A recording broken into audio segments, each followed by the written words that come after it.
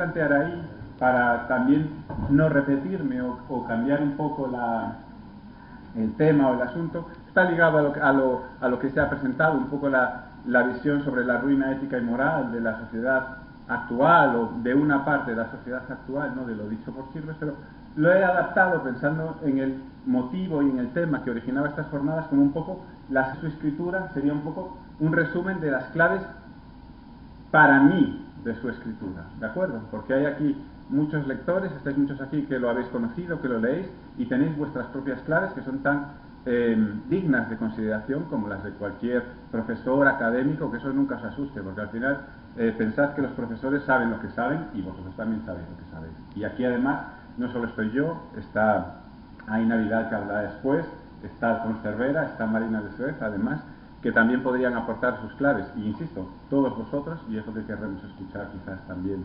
después al final. Yo lo que voy a apuntar son algunas de mis claves, a ver si consigo sentarme y ponerme cómodo entre tanto cable, pero no, me apaño. No, me voy a sentar aquí, que el ordenador lo necesito solo para utilizar ahí un dedito. Sí, solo necesito para un dedito. Nada, ya está. Creo que se me escucha sin micro, ¿verdad? Se escucha atrás sin micro, creo que grito bastante. Entonces, puedo hacerlo sin micro, que lo prefiero. Entonces, voy a aportar un poco mis claves, quizás desde mi punto de vista como modesto profesor de literatura española, además de los siglos XVI y XVII, porque básicamente yo me formé en eso, mi tesis se dedica a eso, pero el pluriempleo también ha llegado a la universidad y a veces también me toca dar clases del siglo XX, lo cual tampoco es. Entonces voy a intentar apuntar a algunos de ellos, insisto, desde mi punto de vista, que inciden un poco en sus modelos literarios, en su estilo o en cuestiones que él aborda. Y no sé si llegaré por cuestiones de tiempo, igual lo dejamos o puede quedar para el coloquio. También sí que me interesa a algunos aportarlos como mi propia generación, yo que nací en el 80, y cómo vemos y leemos y reivindicamos a la figura de Chirves, porque aquí hay gente que evidentemente es mucho más cercano a las vivencias, experiencias de Chirves, otros que coinciden más quizás con mi propia visión, y un poco la lectura que hacemos, mi generación, hablo de mi generación, amigos, compañeros o gente que orbita en torno de ello, y si queréis hasta, aunque sea un poco frívolo, de Pablo Iglesias, que nació en el año 79. Pero para que os hagáis una idea, yo soy esa generación, ¿de acuerdo? Y os pongo un personaje para que situemos de lo que estamos hablando, comulguemos con él o no, pero la visión que un poco proyectan, porque desde la política, sabéis que muchas veces en el Parlamento, gente de mi generación, hablo 75, 80, se remiten a la obra de Chirves y aparece citado y se alude a él. A veces ciertos políticos lo mencionan en su obra, ¿vale? Pues entonces intentaré resumir algunas claves alrededor de eso. Para ello voy a incidir en aspectos de su obra periodística, que quizás es la menos conocida, ¿de acuerdo? Proyectaré algunos textos de su obra periodística y no de sobremesa, sino me iré a los primeros textos de la revista Ozono, más desconocidos. Después algo de su obra ensayística, para ver un poco sus lecturas y aquellas referencias que hace a cuestiones o aspectos de la literatura española que me importan. Ahí va la idea de profesor de literatura del siglo XVI y XVII, ver un poco alguna cuestión sobre la Celestina, básicamente la Celestina, quizás algún pequeño aspecto sobre Quevedo y poco más, tampoco quiero aburrir mucho, ¿no? Algún aspecto tal. Y a donde no voy a llegar, y me lo voy a saltar, quizás es a la novelística, porque es algo que quizás todos conocemos mejor o tratamos mejor y quizás me exceda el tiempo, pero puede quedar ahí un poco hacia el final. Y ya desde el principio lo que digo, y ya es mi lectura que combina, no sé, mi visión, mi etapa o experiencia como profesor, que claro, desde mi punto de vista, lo que yo veo es que considero que Chirves, y lo han dicho otros autores, es, aunque sea un oxímoron, utilizando una palabra así, un clásico contemporáneo. No sabemos hasta dónde va a llegar esa idea de clásico, si dentro de 20 años será lo mismo, de 30 años, pero está claro que hoy por hoy está considerado como un clásico contemporáneo de los últimos 25-30 años de la literatura, del panorama narrativo en la literatura española. Y yo creo que lo está, y se explica, por una parte, por supuesto, por su visión o por su densidad conceptual o aquello que ha propuesto, y otra vez además por su estilo, por su exigencia estilística. Combina esas dos vertientes que normalmente en todo autor van unidas, ¿de acuerdo? Una capacidad de invención, de conseguir de construir relatos y construir textos, construir conceptos, ideas, vinculada también a la forma en lo que lo hace, ¿de acuerdo? A la densidad estilística. Y creo que Chirves lo es por esos dos motivos. Y de hecho, además se le considera como uno de los renovadores del realismo crítico en el discurso narrativo español. Uno de los renovadores y además que ha creado escuela. Pensad que autores que suenan y que están por ahí, como Marta Sanz, como Isaac Rosa, como Sara Mesa, como Elena Medel, se consideran más o menos directamente continuadores del discurso, de la idea, de la visión de Rafael Chirves. Así que ya ven ahí la importancia. Entonces, ya me pronuncio y yo creo que estoy de acuerdo y es muy justo y me alegro, además, que estemos todos aquí, que haya tanta gente, que sea una biblioteca para realmente poner en valor y tener claro eso, porque al final sois vosotros, entre todos, los que también tenemos que dar continuidad a eso. Si me centro un poco entonces en algunas de esas claves o de esas cuestiones, bueno, y también os hago un matiz, ¿no?, para antes de llegar a eso. Pese a que diga esto, también os alego alguna visión crítica o negativa que se hizo de su obra desde el punto de vista estilístico, estructural. Se hizo. Después, sobre todo, de Crematorio, alguien habló, se dijo, que sí, que muy bien, pero que Chirves en algún momento a veces confundía puntos de vista, confundía el monólogo interior con el estilo indirecto libre y demás. Se le hizo algún tipo de acusación, supongo que no sabemos si por cierta, no voy a decir envidia, pero rivalidad, que las hay, ¿no? Rivalidades en el sentido de que, bueno, que igual se posicionó ahí, sobre todo en España, con Crematorio, y quizás estaba en otra dimensión, un poco más en segunda fila, y ahí saltó de pleno a la primera fila. Salieron algunas voces pues juzgando esos aspectos, y él se defendió y alegó que él era consciente de ello y que además era un reflejo también de lo que quería trasladar, que en la literatura como en la vida todo se mezcla.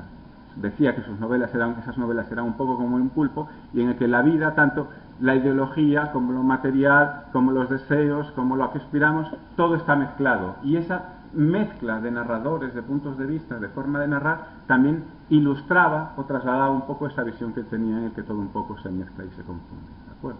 Para que vean. Y ahora sí, me paso a algunas cuestiones de Chirves como periodista, que además es una de las facetas menos atendidas de su trayectoria, y es una de las más importantes o singulares, porque es a la que él dedicó la mayor parte de su vida, casi toda su vida. Es decir,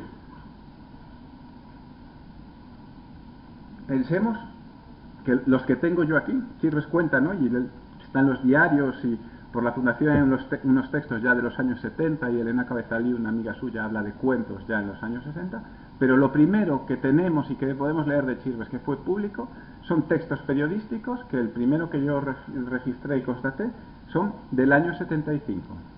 ¿De acuerdo? Son textos aparecidos en la revista Ozono. ¿De acuerdo? Seguro que alguno de vosotros, alguno de los que está aquí, quizás la consultó, la conoció, una revista, un fanzine de esos que se publicaban en los años 70 en Madrid, y ahí él hizo de todo. Llegó a ser director de la publicación, colaborador, era el encargado de la sección de libros, y ahí aparecen algunos de sus primeros textos. Y curiosamente, en esos primeros textos, Chirves, o ya está el Chirves que luego sería, o por el que luego sería reconocido en toda su vida, alguien que manejaba un criterio propio, independencia, que escribía con osadía, con rigor ético y moral, y con una gran exigencia estilística. Y eso ya estaba en esos primeros textos. Entonces, lo que voy a hacer es, vamos a ver algunos, igual podemos ir saltando, pero vamos a ver algunos para que pensemos y nos demos cuenta de esa realidad que os digo, ¿de acuerdo? Vamos a leer, por ejemplo, el primero. Ahí veis, el año 77. Cuando agoniza el carisma de la porra, amanece el día del consenso. Quienes tienen el poder necesitan ese día, como el aire, borrar sus orígenes. Los orígenes del poder son siempre y dejan un olor pegajoso. Para mantener su dominio, inician un doy para que me des, intentando perder en este cambio lo menos posible. Ofrecen dejar dormir la verga a cambio de que la inmensa mayoría aceptemos como universales y eternas las reglas de un juego que acaban de inventarse. Y creo que ahí, y dejamos este texto y lo vemos un poco, Chirves ya sintetiza un ideario que repitió el resto de su vida. No estuvo nunca de acuerdo con la visión, con la idea de la reforma y no ruptura. Y eso está en el año 77. Estaba más en el ambiente cuando él ahí se trataba, era una discusión que estaba vigente, pero él ahí claramente ya lo esbozó. Y si nos fijamos creo que conceptualmente todos vemos claro por dónde va, y si nos fijamos estilísticamente, ahí está jugando también con la idea de, está utilizando ya cuestiones como la sátira y la burla, escritores del siglo XVII, ahí yo Quevedo, carisma de la porra, la verga, y además ¿qué está haciendo? Jugando con lo oculto y con lo bajo, con dobles lenguajes. Se ve más claro en el siguiente texto que luego después sale. Pero ya ven, año 77. Parte de sus novelas, ensayos, conferencias y textos posteriores son en parte, una traslación ficcionada, más reflexionada sobre cuestiones como estas. Y esto está en el año 70. ¿Vale? Aquí ya tenemos clarísimamente la censura de los fundamentos del proceso democrático. Seguimos con otro texto de esta misma época, veo aquí que es el texto es sobre el título es El país, la discreta tendenciosidad del centro, ¿de acuerdo? También del año 67. Y los pongo ahí, ya que lo hemos escuchado a él, pues ahora, aunque tristemente no esté él, creo que los podemos leer y yo los leo despacio para que os fijéis. Esto, sin duda, va viento en popa, uniendo a los partidos, el pacto de la Moncloa, por encima el mayúsculo innombrable, y más arriba, en la nevada cumbre, el país, rozando la síntesis hegeliana, o la unidad de destino en lo universal, que diría Carlos Marx. ¿Cómo es posible, se preguntará atónito el lector, que en pocos meses haya surgido de la noche oscura del alma franquista un equipo tan esmeradamente preparado para el relevo? ¿Casualidad? ¿Providencia? ¿Azar o necesidad? Nada de eso. No ha sido obra de un día, ni siquiera de meses. Se trata de una tarea de años, a la espera del momento. Años de contactar, devorar, potenciar y penetrar. Sí, también penetrar. Por encima de opciones políticas importa el equilibrio. Ni a favor ni en contra de nada. Imaginemos que los progres lectores del país llegásemos a enterarnos de que los pañales de un senador, ojo, no de un político, no fueron democráticos.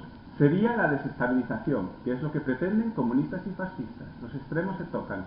Los senadores deben mantener su imagen, están bautizados a dedo, mean agua democrática y si mueren van al cielo sin pasar por el purgatorio. A veces pienso que esto de estabilizar significa centrar, pero me lo acallo caso. Es un texto largo, pero lo pongo ahí, porque evidentemente, está acusando al país, evidentemente vuelve a lo mismo, es decir, la idea de no puede ser que en tan poco tiempo, todo lo que muchos de los que estáis aquí, más mayores que yo, sabéis quizás mucho mejor que yo, no podemos hacer creer que de esto, de un día para otro, aunque sea un año o lo que sea, pueda crearse una democracia real, verdadera y que responda a todo aquello que se predicaba o se trataba de buscar. Ahí lo está. Y lo que más me gusta, y incide eso, cómo Chirves ya juega con dos niveles del lenguaje, por un coloquial y lo vulgar, el lenguaje de la calle, y por otro, el lenguaje elevado y más culto, ¿de acuerdo? Ahí hay una nevada cumbre. Nevada cumbre, eso es Garcilaso, esos son los autores del siglo XVI y XVII. Pero abajo, años de contactar, devorar, potenciar y penetrar, sí, también penetrar, eso ya es otro tipo de lenguaje, más directo. Además, eso es una enumeración que luego Chirves en sus novelas, incluso en Crematorio, esto le va a encantar, jugar con esta serie de ideas, de lanzar ideas y de acumular ideas. También tenemos por ahí la noche oscura del alma franquista. Ahí está San Juan, ¿de acuerdo? Y además, ¿él por qué lo hace? ¿Por qué utiliza este tipo de lenguaje? Porque era el lenguaje que utilizaban los medios y sobre todo que utilizaban aquellos pertenecientes al régimen dictatorial, al régimen franquista, que había puesto en valor a estos autores y ahí utilizaba este tipo de lenguaje. Y él juega con los dos. Hablo de cosas y me opongo a ellos utilizando su mismo lenguaje y también el coloquial, el popular, el de la calle. Y ahí ya tenéis una síntesis perfecta de densidad conceptual o de ideas muy claras y de un juego estilístico muy marcado. Y es el año 77. ¿Vale? Son cosas que va a repetir y que va a utilizar y va a marcar a lo largo de su vida. Y ya no me extiendo para no dar, no sé, un meeting, ¿no? Porque estoy muy alejado de la política y prefiero las cuestiones intelectuales o culturales. Ya no me alejo y no entramos en cuestiones como lo que opina él sobre la idea de palabra de centro, de centrar. Centrar es derecha, derecha y derecha. La idea del centro, como el centro, cuando nos referimos a ello, tiende más a ser una visión, una ideología de derecha. ¿De acuerdo? Entonces, ya tenemos ahí en estos dos textos como en el año 77 Chirves ya proclamó lo que luego escribió y repitió. Leo aquí algunas de mis palabras para ser preciso y no perderme. La democracia española fue un acuerdo partidista entre distintas élites económicas y políticas, del que se beneficiaron aquellos que lo orquestaron y perpetuaron. El resto fueron ninguneados y apartados de las esferas de decisión y poder.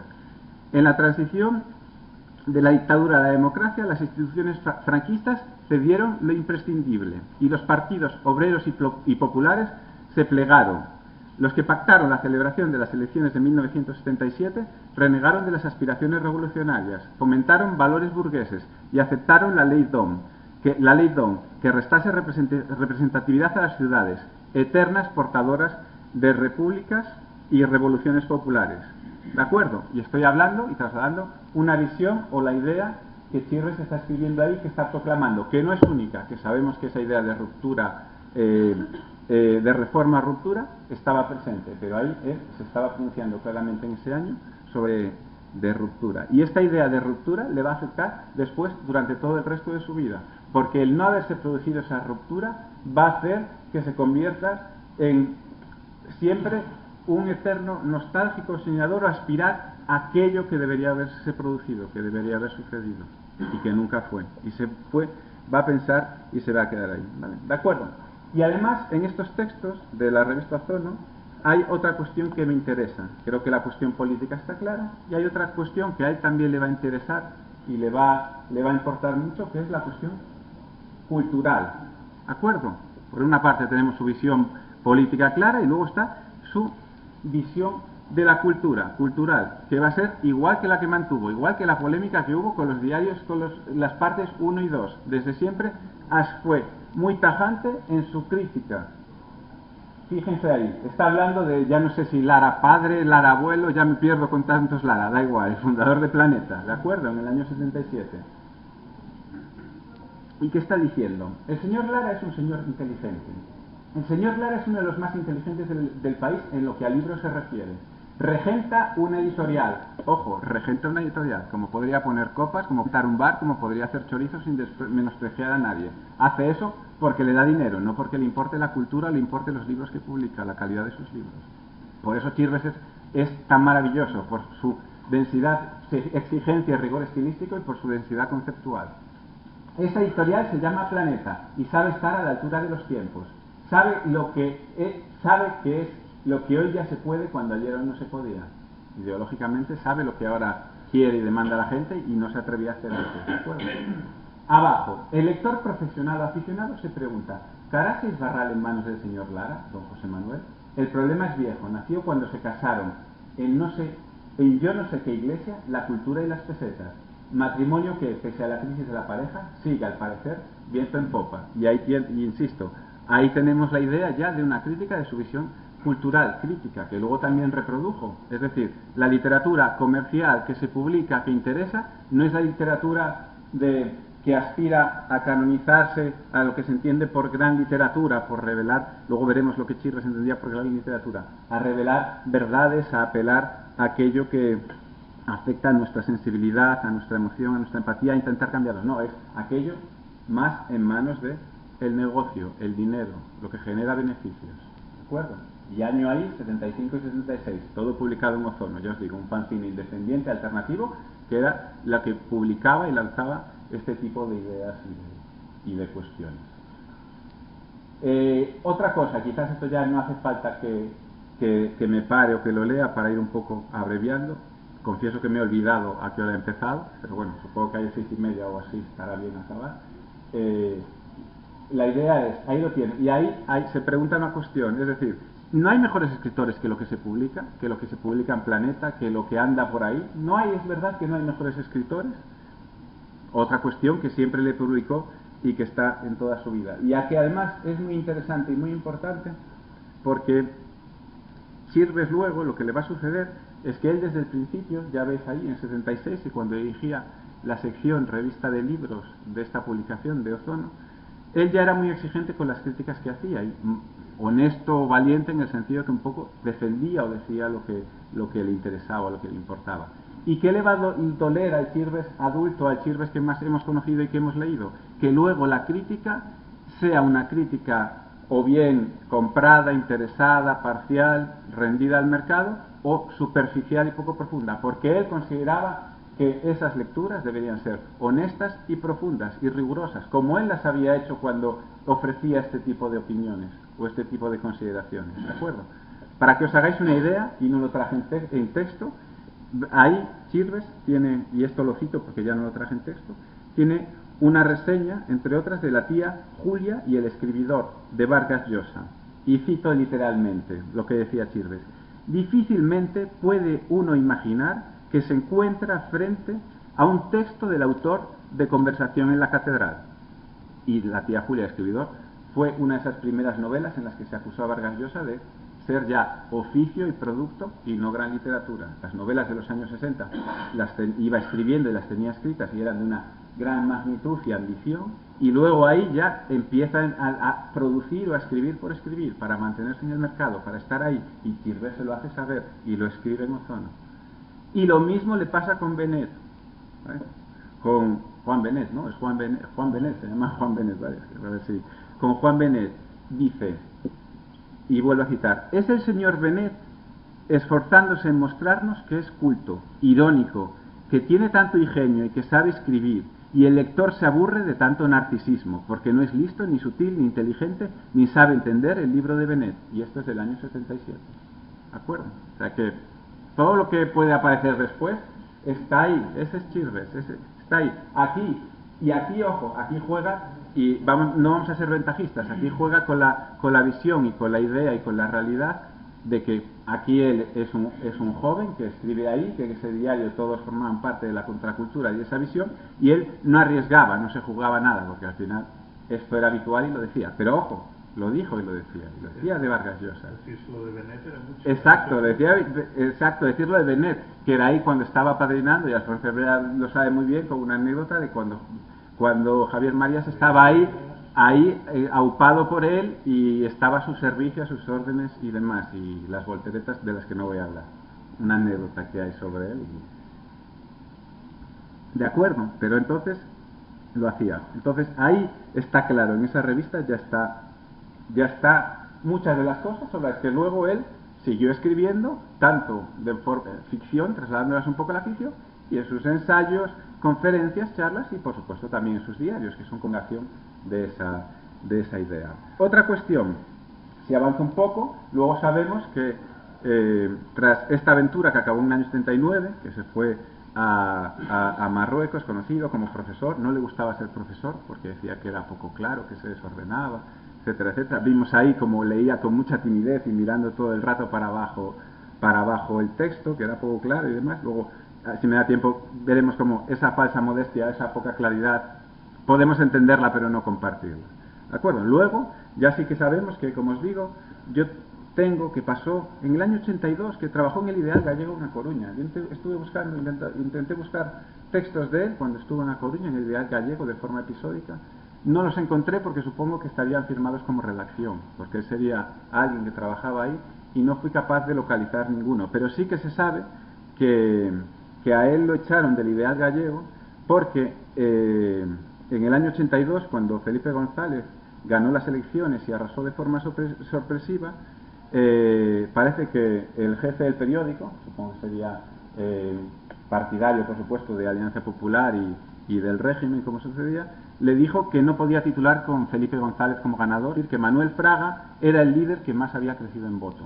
Parece que Chirves se negó a ello, porque evidentemente la noticia estaba en otro lado, y lo echaron. Y fue ahí, después, cuando fue a parar a una actividad periodística ya más duradera y más conocida, que es la de Sobremesa, cuando montó y fundó Sobremesa. Aunque Chirves también colaboró en La Hoja del Mar, a veces en Descubrir, en el anuario, por supuesto, de gastronomía de la cocina de la Comunitat Valenciana, ¿no?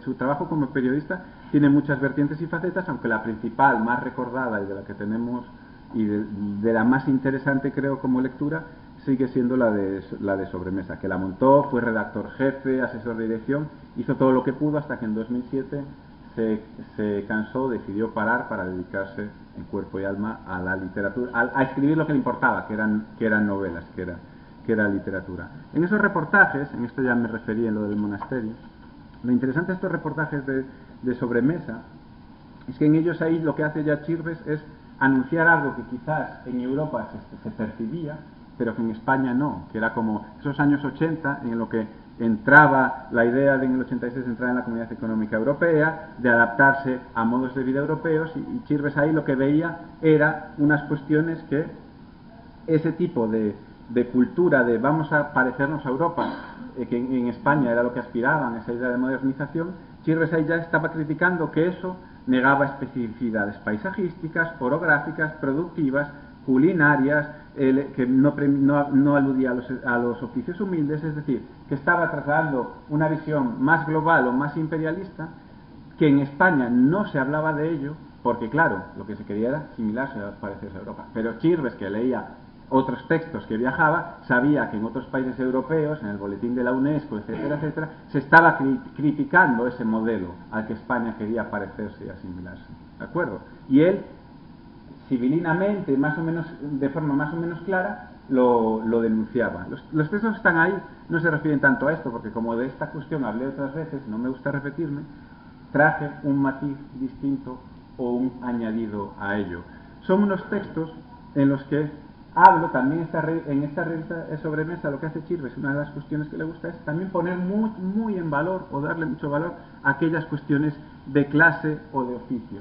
Y fijaos, un reportaje al azar que cogí de Las Trufas, en busca del diamante negro, publicado en el número 13 de Sobremesa en el año 1985, cómo, precisamente por esa admiración que él tenía por los oficios, por la carpintería, por los trabajos físicos y demás, cómo él hace esto, con un cuchillo de hoja triangular parecido a una paleta de albañil, cava cuidadosamente el círculo hasta dejar suelto el hongo. Y es alguien que realmente va buscando trufa, escarbando, y Chirves lo que quiere poner en valor es el oficio, ese trabajo, y asimilar a eso como el trabajo de un albañil, de algo físico, algo que se hace, ¿de acuerdo?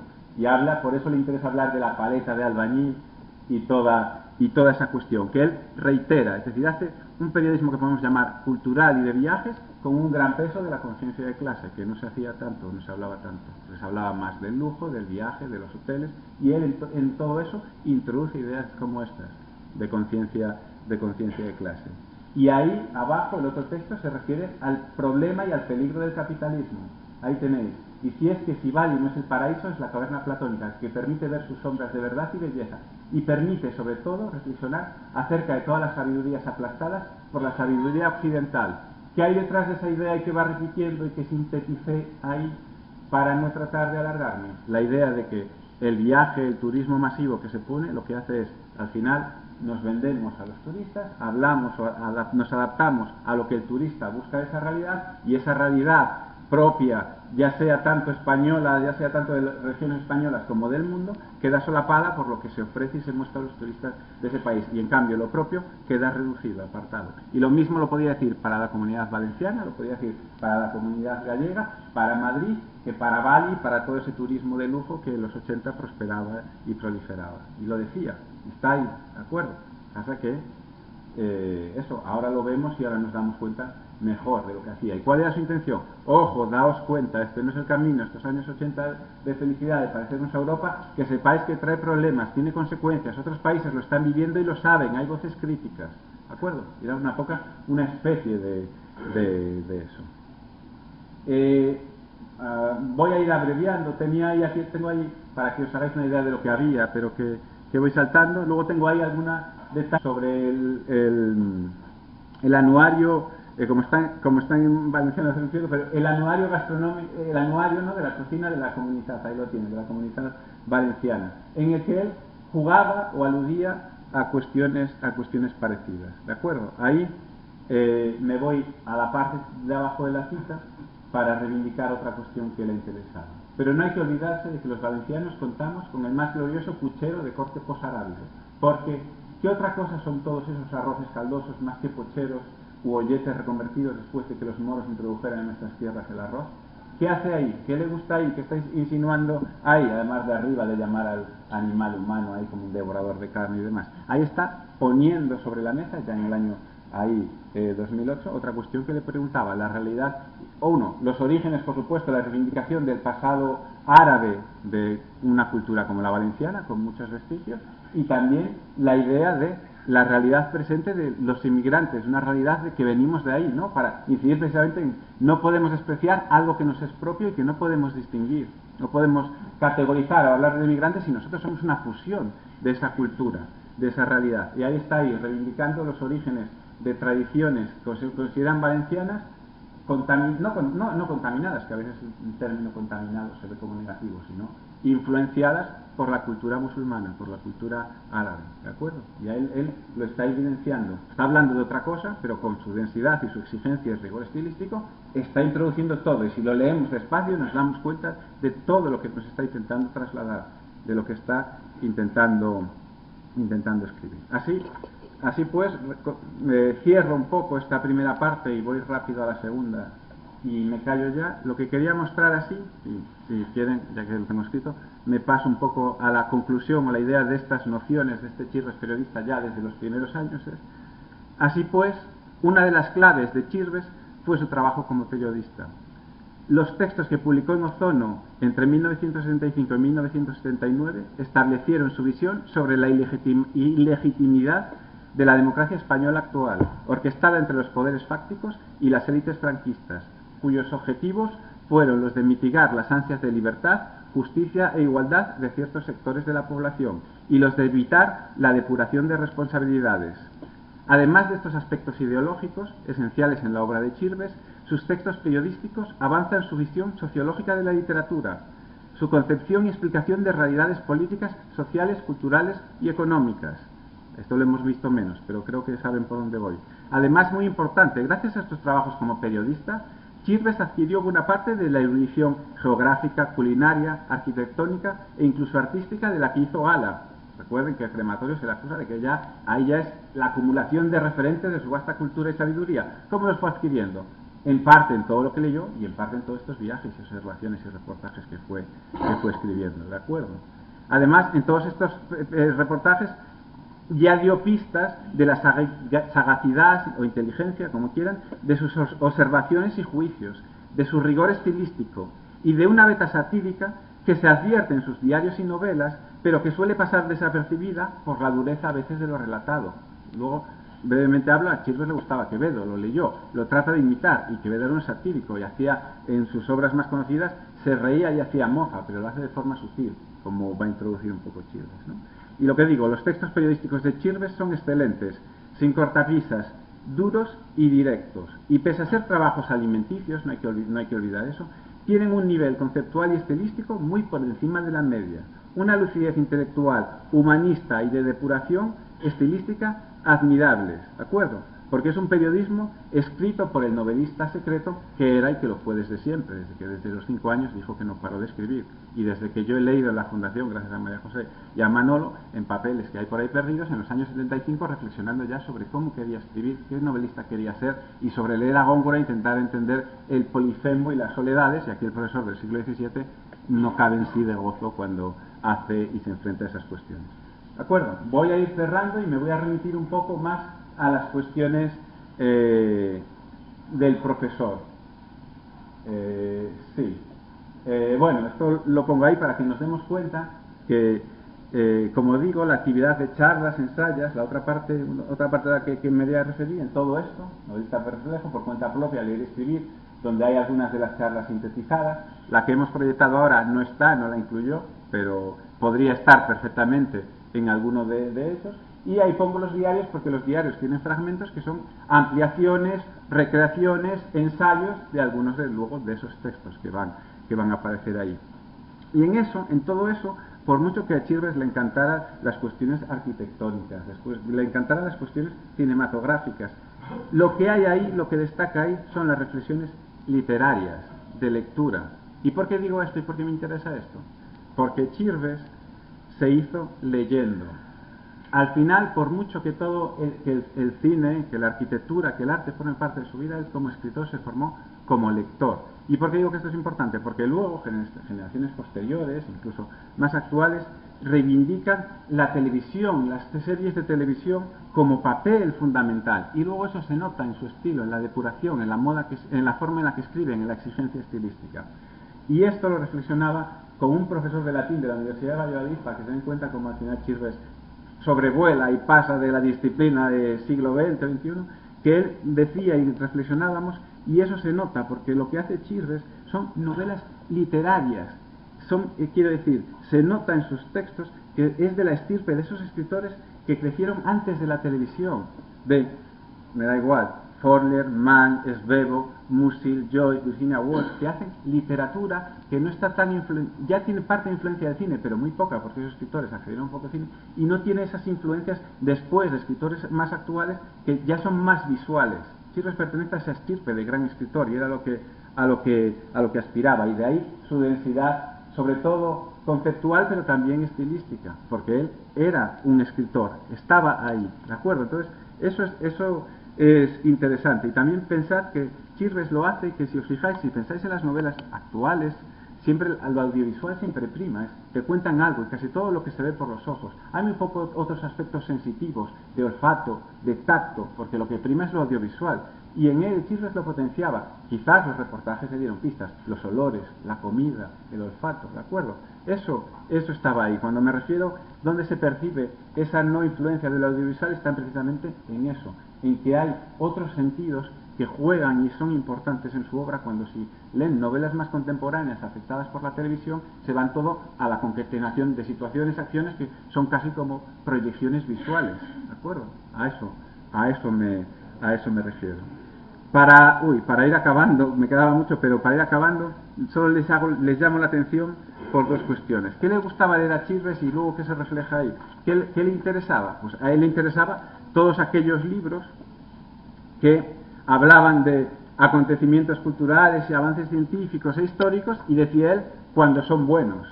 ¿Qué era para Chirves cuando son buenos? Cuando evidenciaban la ilegitimidad, el cinismo, la doble moral de las élites políticas y económicas que establecían discursos unívocos o unificados para justificar y mantener su posición de privilegio. Consideró que la ética del escritor, como la del historiador, sabéis que era historiador, pero lo que luego le gustaba escribir porque se daba cuenta que con la escritura podía llegar a sensibilidades distintas que no le permitía el historiador, consideraba que la ética del escritor, como la del historiador, debe supeditarse con honestidad a la verdad y debe poner el foco en los engranajes y en los ejes ocultos del poder y la dominación. Entonces, eso era para Chirves la buena literatura, lo que hablaba realmente de esas situaciones que aludían a eso. Ay, se me ha ido el santo al cielo. Estaba pensando que se me ocurrían cosas que no había escrito, tenía ahí alguna idea, pero ahora se me fue el santo al cielo. Entonces, lo que le interesaba además eran esos libros, además, que impugnaban eso, el constructo estético, social y político de su tiempo, y la clave, que denunciaban que los propios gobiernos legitimaban leyes que iban en contra de todo eso.